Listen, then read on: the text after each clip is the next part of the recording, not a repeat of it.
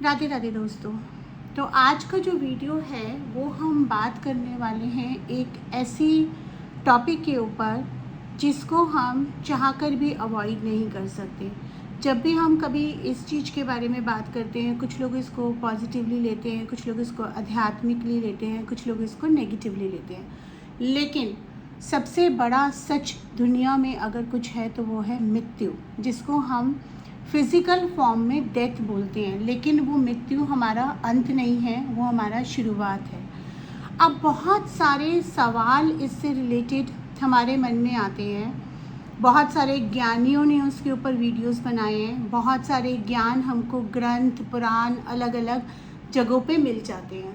लेकिन सवाल वहीं का वहीं रहता है, किसकी बात माने या किसकी बात नहीं माने, क्या सच है, क्या मिथ्य है, क्या दिखावा है, क्या भ्रम है और क्या सच्चाई है। और ये चीज़ों में, इन सवालों में हम तभी उलझते हैं जब हमारा कोई अपना चला जाता है, जब हम कोई अपने बहुत ही प्रियजन या कोई बहुत ही क्लोज़ रिलेशन को खो देते हैं। पेरेंट्स को, ग्रैंडफादर्स को, हस्बैंड को, बच्चों को कई बार।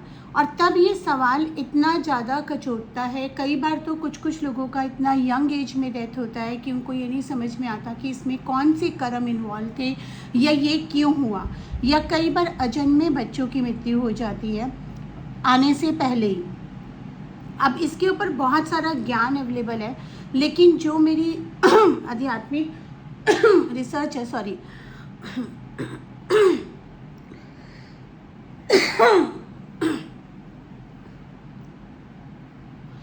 जो मेरी आध्यात्मिक रिसर्च है या जो मेरी आध्यात्मिक नॉलेज है, इसमें जैसे जैसे वृद्धि होगी मैं उस तरह के वीडियोस आपके लिए लेके आऊँगी। सबसे पहला सवाल ये होता है कि क्या हमें अपना मृत्यु चुनने का हक होता है या ये डिसाइडेड है। अगर ये प्री डिसाइडेड है तो ऐसा क्यों बोला जाता है कि किसी की अकाल मृत्यु हो गई, किसी की नेगेटिविटी से हो गई, किसी की कुछ तंत्र विद्या से हो गई। तो मैं आपको बताती हूँ, जो मृत्यु होती है ये डिसाइडेड ज़रूर होती है, लेकिन इसमें भी हमको चॉइसेस मिलते हैं। यानी कि हमारी आत्मा खुद चूज़ करती है कि हमको कब ये शरीर छोड़ना है। इसमें हमारे 3 से 4 एग्ज़िट पॉइंट्स होते हैं। किसी को 3 एग्ज़िट पॉइंट्स मिलते हैं, किसी को 4 एग्ज़िट पॉइंट्स मिलते हैं। सबसे पहला एग्ज़िट पॉइंट, जब कोई आत्मा जन्म लेती है, आपने देखा होगा कि बहुत सारे केसेस में एक बच्चा माँ के वॉम में ही चला जाता है, आ ही नहीं पाता इस दुनिया में, या आके 2 महीने, 3 महीने, 6 महीने, 1 साल, 2 साल में चला जाता है। कारण क्या होता है कि जब ये चीज़ मैंने शायद पहले कभी बताई नहीं है, लेकिन अभी हम इसकी बात कर रहे हैं तो मैं बताती हूँ कि जब भी आप एक माँ कंसीव करती है, उसके 3 मंथ्स के बाद उस आत्मा का प्रवेश होता है, जो वो शरीर फॉर्म हो रहा होता है उसके वॉम के अंदर। अब वो शरीर में किस आत्मा का प्रवेश होगा ये बहुत सारे फैक्टर्स पे डिपेंड करता है। जब रीइंकार्नेट हो रही होती हैं सोल्स, वहाँ उनको चॉइसेस दी जाती हैं कि आप इस जन्म में क्या चीज़ सीखना चाहते हैं, क्या चीज़ एनालाइज करना चाहते हैं, क्या अपने कर्म पूरे करना चाहते हैं। उसके अकॉर्डिंगली उनके सामने पेरेंट्स की चॉइसेस रखी जाती हैं। उसी तरह से जब वो 3 मंथ्स का टाइम से 6 मंथ्स का टाइम चल रहा होता है, उस समय जिस तरह की वाइब्रेशन उस माँ की होती है, वो खुशी में है, दुख में है, सैड में है, डिप्रेशन में है, उसके साथ कैसा बिहेवियर उसके घर वाले कर रहे हैं, किस तरह के उसके कर्म जुड़े हैं, उसके अकॉर्डिंगली वो एनर्जी उस सोल की एनर्जी के साथ मैच होती है और वो सोल उस बॉडी में एंटर करती है। अब कई बार ये होता है कि सोल ने वो चूज़ कर लिया, लेकिन चूज़ करने के बाद भी जन्म लेने तक और जन्म के कुछ टाइम तक बाद भी उसको चॉइस मिलती है। अब उसको आने के बाद लगा कि शायद उसने कोई चॉइस ऐसी कर ली है जिसमें जो उसकी लर्निंग्स हैं, जो वो पर्पस लेकर आई है सोल का, वो नहीं पूरा कर सकती, तो वो एग्ज़िट कर जाती है, जिसको हम मिस कैरेज कह देते हैं, यंग डेथ कह देते हैं, बच्चों की इन्फेंट डेथ कह देते हैं। ये होता है फर्स्ट एग्ज़िट पोल वहाँ पे। और उसमें क्या होता है कि वो तो एग्ज़िट कर गई, उसका सोल का पर्पस नहीं था, लेकिन जिसके वॉर्म में वो आ रही थी या जो उसकी खुशियाँ मना रहा था, वो उस गम में उससे एनर्जी से जुड़ जाता है। तो पहले हमको ये चीज़ अगर समझ में आ जाती है तो हम प्रैक्टिकली थोड़ा सा इन चीज़ों को समझ पाएंगे। हालांकि क्योंकि हम ह्यूमन बॉडी में हैं, तो ये कहना कि हर चीज़ प्रैक्टिकली हो जाए, इमोशंस ना हो, ये पॉसिबल नहीं है। ये भी कहीं ना कहीं हमारे कर्मों से ही जुड़ा होता है। सब कुछ हमने खुद चुना हुआ है, कोई और नहीं है जो हमारे लिए कुछ चुन रहा है। ना तो भगवान हमारे लिए चुन रहा है, ना कोई और चुन रहा है, हम खुद अपने लिए चुन रहे हैं। भगवान हमको चॉइसेस दे रहा है कि आप क्या सीखना चाहते हैं इस जन्म में। Second exit point, young death, यानी कि 20 साल, 30 साल, 40 साल की उम्र में, या इवन 50 साल की उम्र में, या इवन और एज में भी कई बार आपकी डेथ नहीं आती, जिसको कई बार अकाल मृत्यु बोला जाता है। वहाँ पे क्या होता है कि सोल को लगता है कि इस जन्म में जो मेरा पर्पस था वो मैंने इतना पूरा कर लिया है, और इसके आगे पूरा करने लायक या तो मेरा शरीर नहीं बचा है, या मेरे शरीर ने जवाब दे दिया है, या ये पॉसिबल नहीं है, तो वो सेकेंड एग्जिट पोल से निकल जाएगी। अब एग्जिट पोल से निकलते कैसे हैं? पोर्टल्स खुलते हैं। जैसे कोविड का पोर्टल खुला था, उसमें बहुत सारे सोल्स गए जिनका पर्पस उनको लग रहा था कि अब रहकर नहीं पूरा हो सकता। हाँ, उनके साथ जो एसोसिएटेड लोग हैं वो तो डेफिनेटली यही सोचेंगे ना कि उनको बहुत सारे काम करने थे। मैं खुद एक सिचुएशन से अभी निकल रही हूँ, निकल चुकी हूँ, या फेस करी है मैंने। I have just lost my father 1 month back, और इसीलिए ये रिसर्च मैं और ज़्यादा भी कर रही हूँ, क्योंकि जब मैंने जैसे बोला ना कि जब हम अपना किसी को लूज़ करते हैं तो सारा स्पिरिचुअल ज्ञान भी एक तरफ रह जाता है, और फिर हमारी रिसर्च शुरू होती है कि एग्जैक्टली क्या हुआ। गरुड़ पुराण में कुछ लिखते हैं कि आत्मा शरीर से निकलती है तो ये होता है, कुछ निकलते हैं, कुछ अपने एक्सपीरियंसेस होते हैं।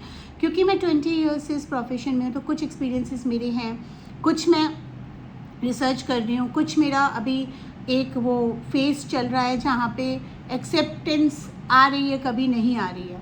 उसी बीच में मैं ये वीडियो आप लोगों के लिए बना रही हूँ, बिकॉज ये बेस्ट टाइम है। मैं जो फील कर रही हूँ, जो एक्सपीरियंस कर रही हूँ, आप उसके साथ रिलेट कर सकते हैं अगर आपने भी किसी अपने को खोया है या आप इस दौर से निकले हैं। अब थर्ड एग्जिट पॉइंट होता है जो होता है पूर्ण मृत्यु योग, यानी कि उसमें आपकी निश्चित ही है, ये टाइम आपका पूरा हो गया, उसमें आपको जाना ही जाना है। जो भी पोर्टल पहले खुलेगा, चाहे वो एक्सीडेंट का हो, चाहे डिप्रेशन का हो, चाहे किसी भी चीज़ का हो। अब यहाँ पर एक बहुत इंपॉर्टेंट पॉइंट आता है, सुसाइडल केसेस, आत्महत्या। वो कौन सा एग्जिट पॉइंट होता है?